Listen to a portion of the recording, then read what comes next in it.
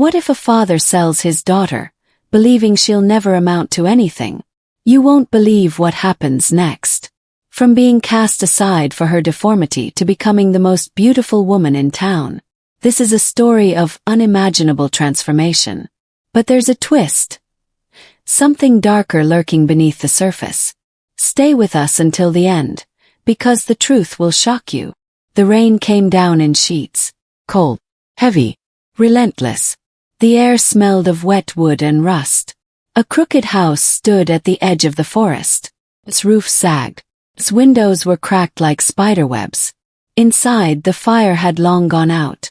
She sat near the hearth, her face half-shadowed, her skin rough with scars, one eye smaller than the other, her back hunched like a question mark. The man paced, boots scraping the floor, his breath sharp with drink. He looked at her as if she were a burden made of flesh, not a daughter. Mistake. I found a buyer, he said. His voice was flat. His eyes did not meet hers. She did not ask who. She knew it would not matter. The next morning a cart came. The driver wore a long coat. His gloves were leather. Faint. He nodded once, took her hand. Her father gave no farewell. The ride was long. The forest turned to fields. The fields turned to hills. And then to cliffs. A mansion stood atop stone bones. Black iron gates. Windows like eyes. She was led inside. The man who bought her was quiet. His face hidden behind a veil of silk. He did not touch her. He only studied her. Days passed. Then weeks. She was given food. Warm clothes. But no mirrors. She dreamed of fire. Of a girl without a name. Of a face no one loved. One day he spoke. You are changing. His voice was cold honey. You were meant for more. She felt her skin itch. Her bones ache. Like something inside was unfolding. Stretching. Her voice grew smoother. Her eyes sharper. The hunch vanished. Hair dark as night spilled down her back. 2 years later she walked through the market.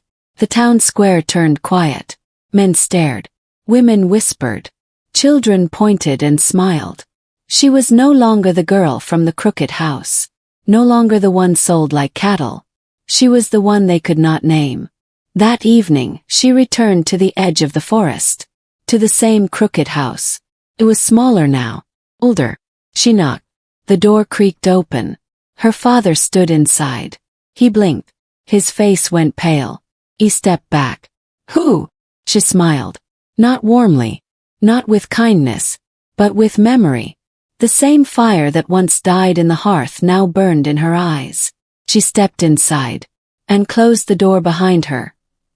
The air inside was thick. Stale bread. Old sweat. Regret. He staggered back, gripping the edge of the table. You are not her, he said. But his voice trembled. She took one step forward.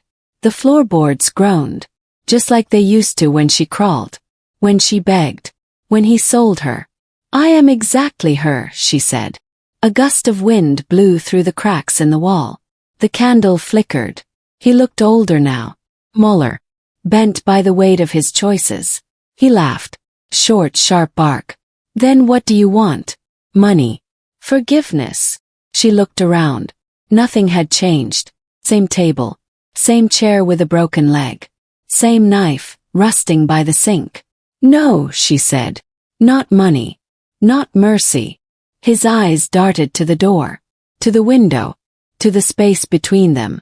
You do not understand what they did to me, she said. Her voice low. Measured. Like a blade drawn slow from its sheath. They broke me. They rebuilt me. And now I remember every moment. He backed into the wall. His breath caught. You look like her, but you are not. She raised a hand. Not to strike. Not yet. I want you to see what they made from your shame. I want you to look at me and remember the price of what you sold. His knees gave. He sank to the floor. Mouth open. Eyes wet.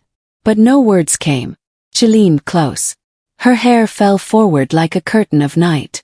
I used to cry for you, she whispered. Now I only return to show you what you lost. He turned. Opened the door. The wind howled. Leaves scattered across the threshold. He called out, "Wait!" But she did not. She walked into the trees. Back straight. At high. And behind her the house moaned. As if it too remembered. The forest welcomed her. Branches reached like old friends. The earth was soft beneath her steps. Moss-covered stones whispered her name. She did not turn back. Not once. The moon hung low, silver and full. It lit the path like a trail of memories. Somewhere an owl called. Single hollow note. Lonely. Watching. She stopped at the edge of the clearing. The mansion still loomed in the distance. Silent. Aimless. She breathed in the cold night air. It tasted of iron and pine. Alive. Inside her chest something shifted. Not pain. Not grief. Something older. Something waiting. The door of the mansion stood open. As if it had known she would return. Candles burned along the hall. Their flames did not flicker. Not even when she passed. The master stood at the top of the stairs. His veil gone. His face carved from shadows and sorrow. "You went back," he said. His voice echoed not through the room, but through her bones. "I had to," she said. "So he would know." He nodded. Low. Knowing. "Then it is time," he said. "For the next part." She stepped forward. Into the house that changed her. Into the darkness that had made her beautiful. Into whatever waited beyond memory. The door closed behind her. Not with a sound, but with silence. A silence so deep, it swallowed the night. The silence breathed, pulsed through the walls. It wrapped around her like silk soaked in secrets. She followed the master down the corridor. The floor beneath them was marble, but it felt warm, alive, as if it remembered every footstep ever taken. Portraits lined the walls, faces with hollow eyes that moved. Waited. "You were not the first," he said. "But you are the only one who returned." They reached a chamber draped in velvet.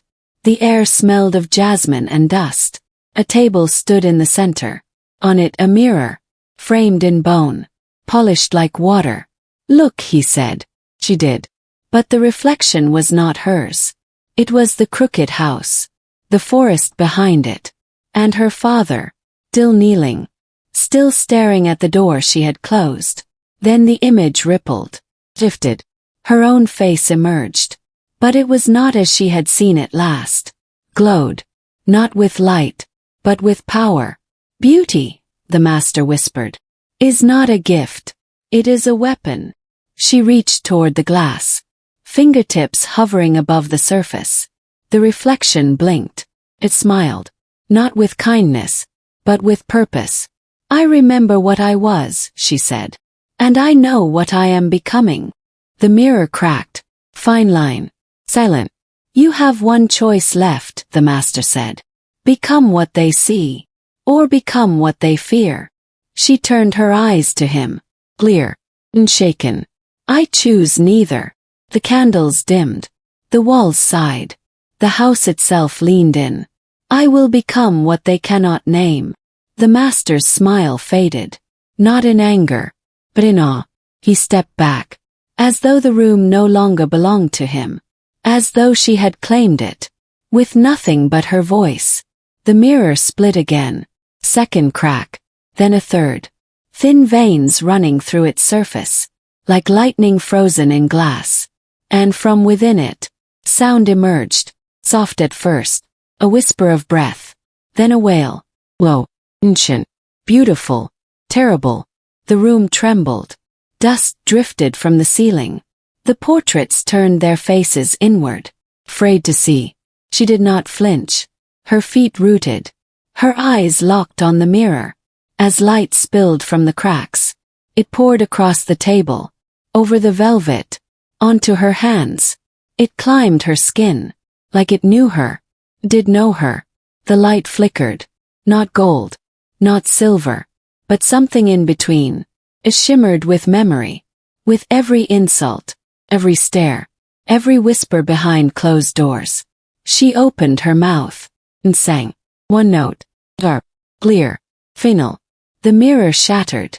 A gust of air burst through the chamber. The candles died. The velvet flew from the table. And in the darkness, she stood unchanged, except she was no longer alone. Behind her, the mirror's pieces hovered in the air, shard glowing, each one showing a different face. Not hers, not quite, but pieces of who she had been. The frightened girl, the angry woman, the silent shadow. She reached out, touched one, turned to smoke, vanished. She touched another, and another, until all that remained was silence. Again, but this time, it was hers. The silence wrapped around her like a cloak, not cold, not empty, but whole. She stepped forward. The broken pieces of the mirror parted before her, suspended mid-air, as if even they obeyed now. The master knelt, his head bowed, not in defeat, but in reverence. "You are no longer mine to teach," he said. "You have unlearned what I gave you." She said nothing. There was nothing left to explain. She crossed the threshold into the next room. Its walls were covered in vines. Vines that bloomed only as she passed. Black petals, luminous veins, flowers that knew her name.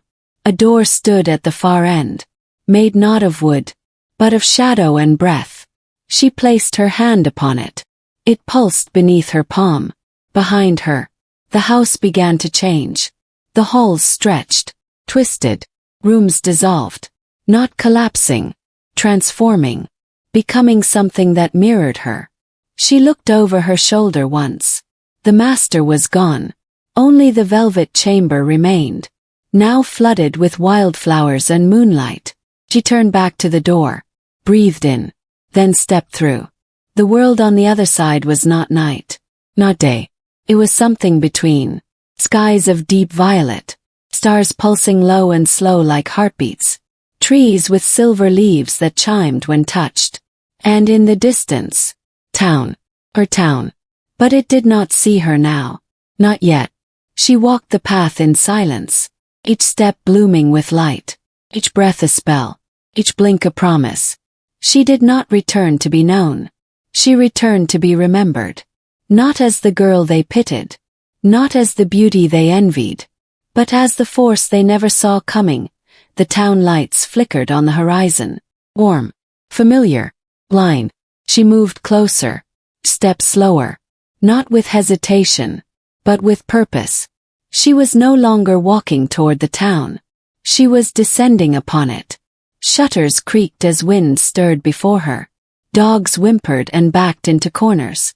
The trees bent ever so slightly, as if bowing. The first house she passed had once shut its door in her face. Now the windows steamed from within. Shapes moved behind the curtains, but no one dared to look out. Word spread faster than feet, faster than fire. She reached the square, where once they had whispered, mock, laugh. Now they stood frozen, baskets in hand, half greetings on their lips, eyes wide, unsure if they should remember, or pretend not to. She did not speak. Her presence was the voice, the reckoning, the answer to a question they never thought would return. A girl stepped forward, young, face too familiar, too much like hers once was. The girl did not bow, did not run. She reached out a hand. "What are you?" she asked. Her voice was soft, but not afraid. She looked into the girl's eyes, saw the weight of a town that raised its children to forget pain, to smooth over scars, to worship beauty, but fear power. She took the girl's hand, held it between hers. It glowed faintly, warm.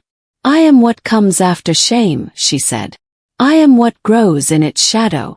The crowd held its breath, waiting for anger, for judgment, for revenge, but she gave none.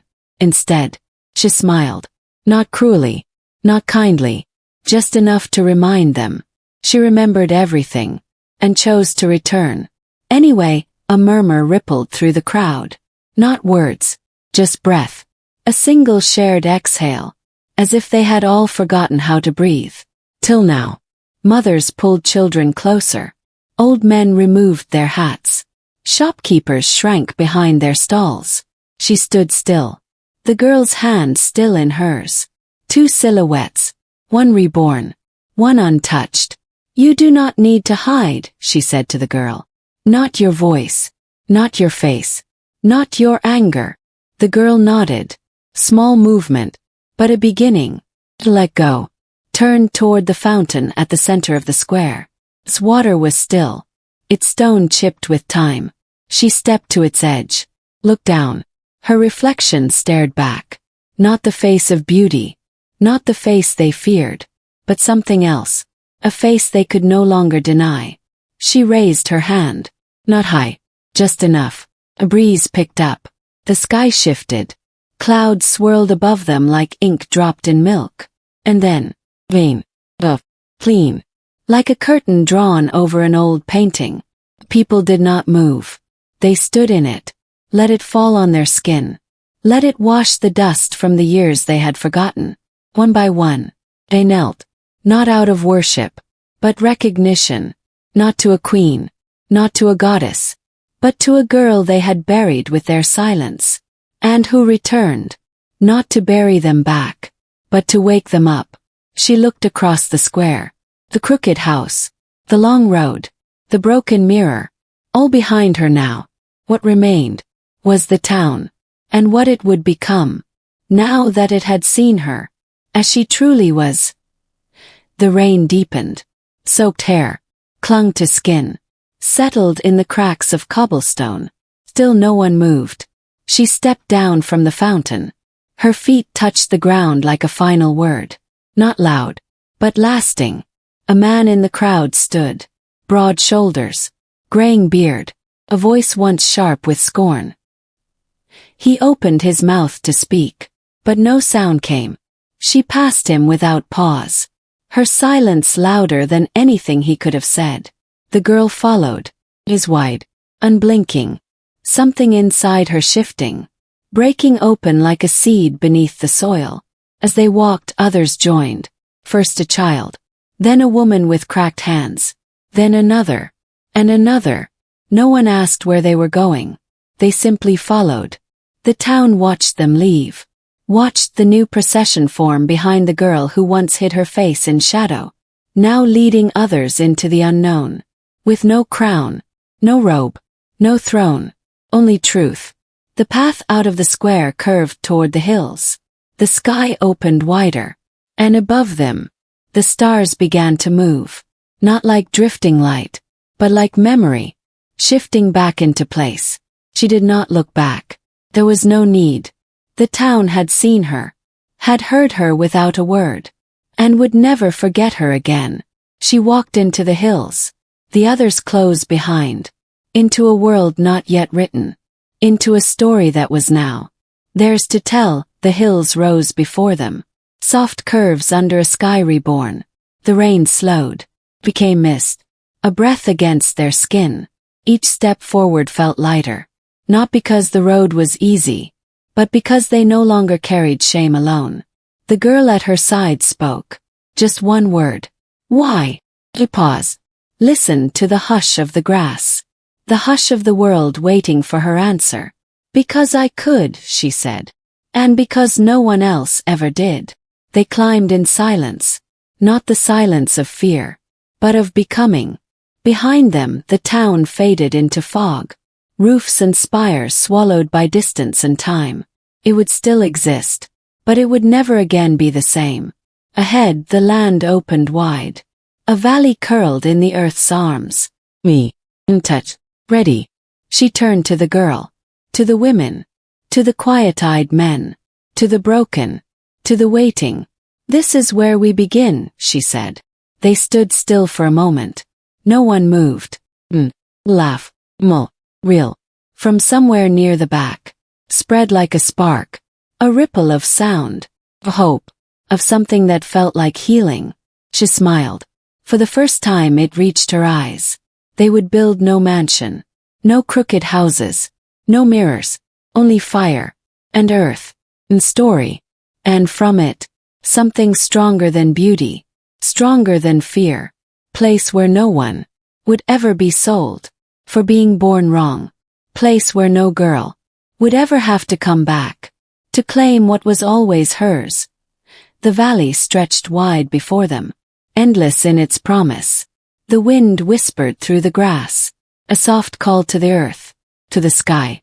The laughter still lingered, echoing like a song finally set free.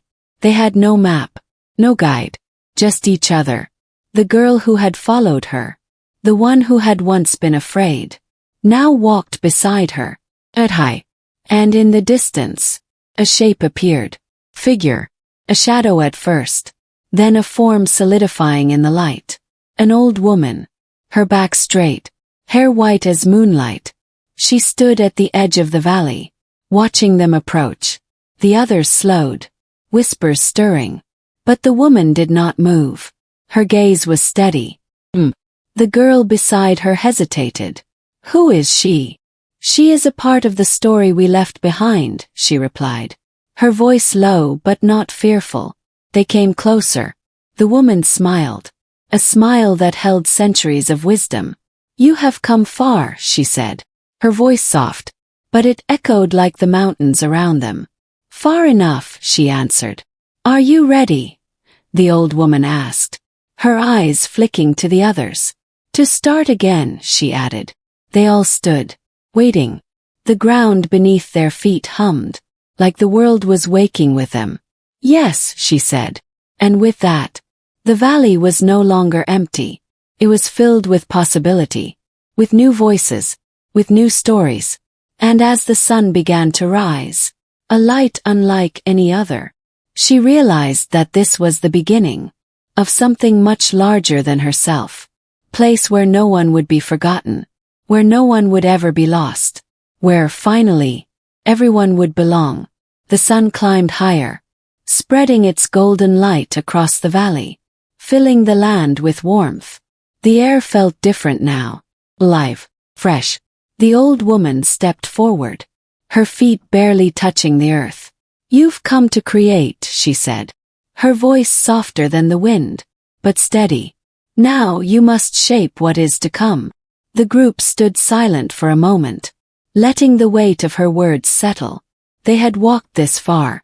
They had walked through silence, through shadows, through pain. Now they were ready to breathe into it, to breathe life into the ground beneath their feet. The girl at her side, no longer a shadow of doubt, but a spark of something more, took a step forward. I will plant, she said. Her voice was clear, and there was no hesitation. Others followed, one by one, each with their own quiet strength.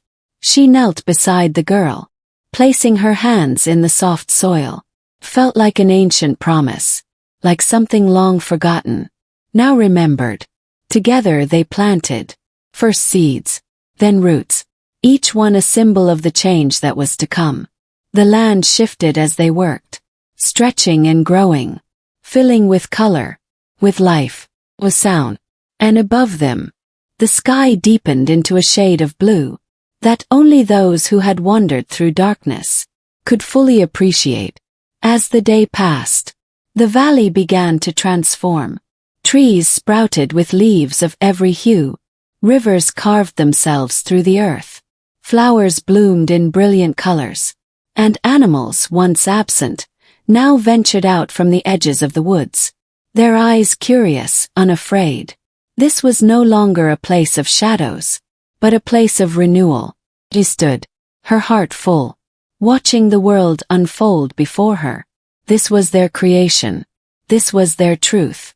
And as the light softened with the setting sun, she knew that the story was not over. It was only just beginning as the sun dipped below the horizon. A new kind of stillness settled over the valley. Not a silence of waiting, but a peace that had never been known before. The land, now lush and alive, seemed to breathe with them. Every tree, every stream, every blade of grass whispered its gratitude. She turned to the others. Their faces reflected the same realization, that they had not just created something new. They had awakened something that had always been there. The girl who had once walked beside her, now standing tall with her hands on her hips, looked toward the sky. "Do you think it will stay like this?" she asked. Her voice was filled with wonder and a touch of uncertainty. She smiled softly. "This," she said, "is just the beginning. But it will change just as we will. The land reflects us. And as we grow, it will too." She reached out and touched the girl's shoulder, the weight of their journey settling between them.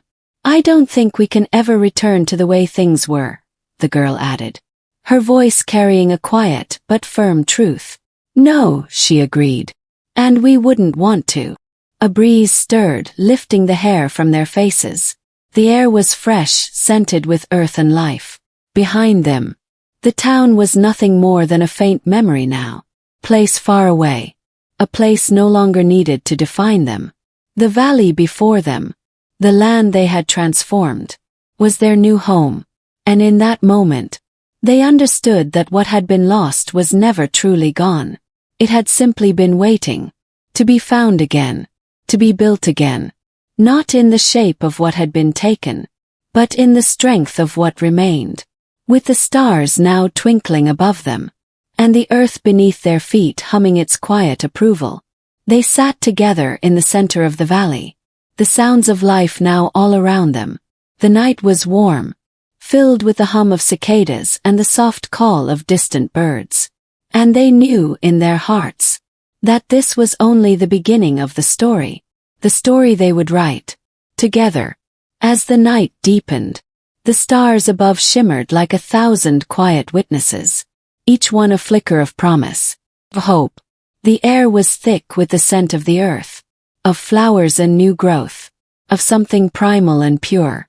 The land had settled into its new shape, and so had they. They sat around a small fire, its flames casting soft shadows on their faces. The crackling of the wood was the only sound, but it was a sound that felt like home. One by one they shared stories. Not the stories of their past, not the pain or the shame they had left behind, but the stories of who they were now, who they were becoming. The girl who had once hidden her face told a story of a garden she had dreamed of as a child, a place where the flowers never wilted, and the birds never stopped singing. Another spoke of the winds that had carried their secrets across the sea, and how the sea had whispered back, a language only the heart could understand.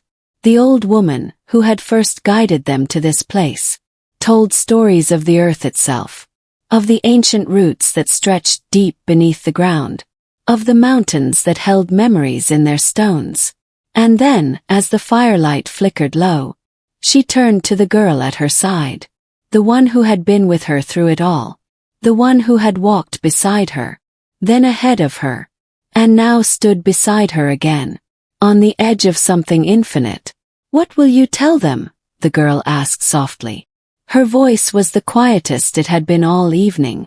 The weight of her question hung in the air, a question that carried everything they had lived through. She took a deep breath, looking into the fire. "Not what they want to hear," she said, "but what they need to understand." The girl nodded, the understanding passing between them like a shared secret. They sat in the warmth of the firelight, and the land around them seemed to settle deeper into the night. The valley, now theirs, had become a living thing, alive with potential, alive with the pulse of change. And as the stars continued their silent watch, she knew that this story, their story, was not just a single chapter. It was a never-ending journey, a journey that would never stop unfolding, not as a destination, but as a living, breathing creation, a creation that would grow with them, change with them, and always be their own. This was the beginning of a new world, a world built not on what had been lost, but on everything that had been found. The fire crackled softly as the night deepened, its warmth a quiet comfort against the cool air. They sat together in silence, but not an uncomfortable silence. It was a silence full of understanding, of shared history, of a new beginning. The valley stretched out before them, alive with the rhythm of the earth, the gentle rustling of leaves, the distant sound of a river winding its way through the land. The girl at her side, the one who had once been lost, looked out into the darkness. "I've never felt so at peace," she whispered, her voice barely audible over the night's symphony. "I know," she replied, and for a moment, they both simply stared at the stars, wondering if they too were feeling the same peace. As the hours passed, the others began to drift off to sleep, their bodies weary from the day's work, but their hearts light, their minds unburdened. The girl, still awake, turned to her. "I thought I was broken before," she said, her eyes searching the firelight, as if looking for something she had forgotten. "You were never broken," she whispered. "You were just waiting to find the pieces that were always yours to put together." The girl nodded slowly, and as the firelight flickered, she finally laid back on the earth, her body sinking into the softness of the ground, her spirit at rest for the first time in years. The valley, still and quiet, seemed to exhale with them, and somewhere in the distance, the wind began to sing, a song of renewal. In that moment, 'twas clear, they had not only reshaped the land, but themselves. Their journey was far from over, but it was no longer a journey of survival. It was a journey of creation, and as the stars watched from above, they knew that whatever came next, they were ready. The night deepened. A velvet blanket stretched across the sky. The fire crackled softly, its embers glowing like fleeting memories. The world around them seemed to hold its breath. Quiet pause. A moment suspended between the past and the future. She lay back beside the girl, looking up at the stars, each one a flicker of light, a distant story being told in the language of time. "Do you think the world will remember us?" the girl asked, her voice still soft, but the question full of something more. She thought for a long moment, the weight of the question settling on her like the night itself. "Maybe not the way we expect," she said, "but in ways that matter. In ways that matter to us." The girl smiled, her eyes drifting closed, content, finally at peace with the silence that surrounded them. The others were asleep now, wrapped in the warmth of the fire and the security of their new world. But she remained awake, watching over them. A new kind of understanding had settled over her heart, a sense that the land was no longer a place they were trying to escape from, but a place they had become part of. She could feel the earth beneath her, the cool air on her skin, and the stars above her, as if the whole world was one vast living being, a being that held them in its embrace, a place where they could truly belong. In the distance, a faint sound echoed through the valley, a sound like a heartbeat, slow and steady. It wasn't the sound of something ending, but of something beginning again. And with that thought, she let her eyes close, and for the first time in years, she slept without fear. Tomorrow, the journey would continue, but for now, there was peace. And in the quiet, she knew, they had found their place, their home, and nothing would ever take that away. The dawn came softly, a pale light creeping over the horizon, turning the sky a delicate shade of pink and gold. The first rays of morning stretched across the valley, waking the earth, waking them. She opened her eyes, and for a moment, everything was still. The air was crisp, the morning quiet, the world holding its breath before the day began. The girl beside her stirred, and they both sat up, the cool grass beneath them, the warmth of the fire long gone, but the sense of peace still lingering. The others slowly awoke, their eyes adjusting to the light of the new day, stretching and blinking, but no longer hurried, no longer burdened by the weight of past lives. They were all different now, transformed not just by the land, but by the choices they had made, by the path they had walked together. She stood, and turned to the others. "Today," she said softly, "we begin again." And as she spoke, the first birds began to sing, a chorus of life greeting the new day, filling the valley with sound. With hope, they set to work, not with the frantic energy of those who must survive, but with the steady hands of those who now created, who shaped the world around them. With love, with purpose, the valley flourished in response. The earth gave freely. The trees grew taller. The flowers bloomed brighter. And the river, which had once been a trickle, now rushed with life. They built together. Not houses that hid the past, but homes that embraced the future. Not walls that kept them in, but open spaces that invited the world to join them. And as the sun climbed higher, the valley felt full of life, full of possibility, full of a new kind of belonging. They had found something that could never be taken from them, a place where they were free to grow, change, to live. And though the journey had been long, though it had been fraught with fear and loss, it was clear now that it had been worth every step, because in the end, they had not just created a new world for themselves. They had created a place where no one had to hide, a place where beauty was not defined by the surface, but by the strength, the courage, and the truth that lay beneath. And as they looked around at the valley they had shaped, they knew it was more than just a piece of land. It was a reflection of who they had become, a testament to the power of transformation, of healing, of new beginnings. The valley was theirs, and it would always be home. As the days stretched into months, the valley began to feel like an extension of their very hearts. The work of their hands had transformed the land, but the land had also shaped them, in ways deeper than they had ever imagined. The homes they built were not just structures, but symbols of their journey, each one a reflection of the love and strength that had carried them this far. They didn't just live in this valley, they became a part of it. In the evenings, they gathered together, not to speak of what was behind them, but to share what was ahead. They spoke of dreams, dreams of the future, dreams of what they could still create. The girl who had once been afraid, now stood before the group with confidence. Her voice no longer trembled, carried, like a promise to the earth. "I never imagined I could be this," she said. Her smile was a light that had once been hidden, now shining for everyone to see. And the woman who had led them, the one who had guided them to this place, now simply watched, her eyes full of peace, her heart full of quiet pride.